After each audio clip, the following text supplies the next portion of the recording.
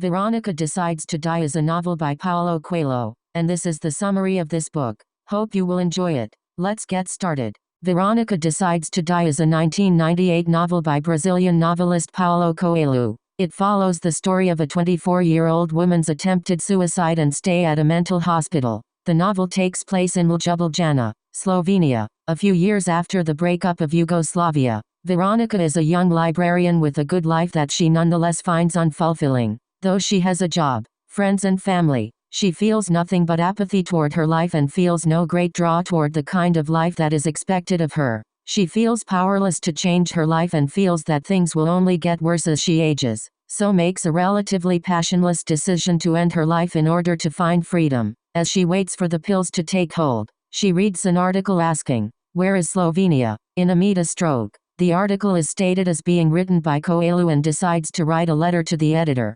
justifying her suicide as a reaction to the article's belittlement of her home country. Her suicide attempt fails, however, and she awakens in an infamous mental institution called Velit. Her doctor, Igor, tells her that she has damaged her heart so much that she only has a few days to live, which she is expected to live out in the institution. Though initially disappointed by her unsuccessful suicide, as the days continue she finds herself experiencing life more fully than ever before, as she has nothing to lose. Her actions are uninhibited by others' opinions and expectations. While at the institution she meets a number of patients with varied experiences with madness. She questions the nature of insanity as she gets to know them. Mary, a wife, mother, and successful lawyer, was treated for intense panic attacks. Though Dr. Igor told her that she could return home, Mary said she wanted to stay to give her husband time to recover for the months of stress prior to her institutionalization. As she, cured of her symptoms,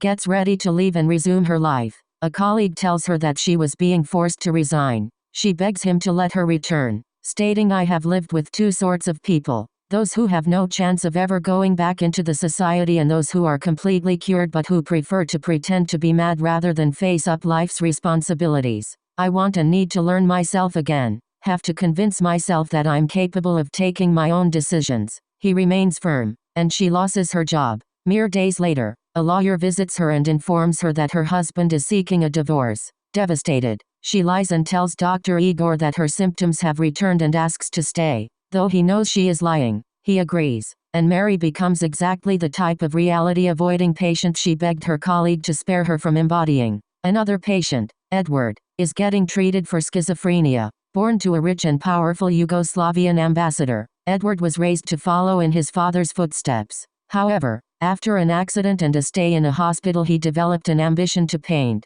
His father strongly disapproved, and pushed him to continue his path toward becoming a diplomat. Afraid to further disappoint him, Edward buried his dream of painting and followed his father's wishes. However, in the wake of this decision Edward loses his grip on reality and becomes diagnosed with schizophrenia and ends up at Velit. As Veronika interacts with these patients, she discovers versions of herself that she didn't know existed, and that she finds much more compelling and satisfying than her old self. She finds herself playing the piano again, a former passion that she had abandoned, and her sonata attracts Edward, with whom she falls in love as she never has before. Zedka, getting treatment for depression, outright states upon meeting Veronika that geniuses such as Einstein and Columbus were thought to be crazy, though they merely lived in their own worlds. She is being treated for an obsession over a former lover. Though married with children, she became fixated on tracking him down, and was convinced he was seeking her as well. She directly expresses the novel's doubts about the nature of madness, stating,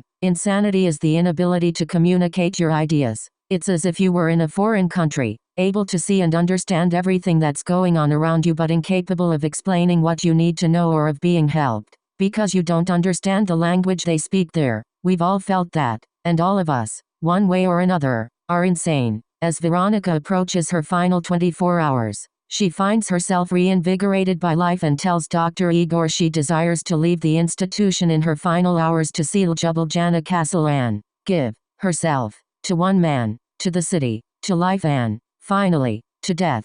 However, it is revealed that Veronika was not in fact dying, but that Dr. Igor merely told her that she was in order to attempt to shock her into appreciating her life. The novel concludes with Veronika and Edward celebrating their life and future together. Much of the novel is based on the author's own experiences in mental institutions. As a young man, Coelho was himself institutionalized by his parents 3 times by age 16 due to their inability to control him and to attempt to dissuade him from becoming a writer. A character-driven analysis on the nature of sanity and our society's pressures to conform. Veronika Decides to Die showcases one woman's journey toward carving out a meaningful life away from ingrained societal expectations.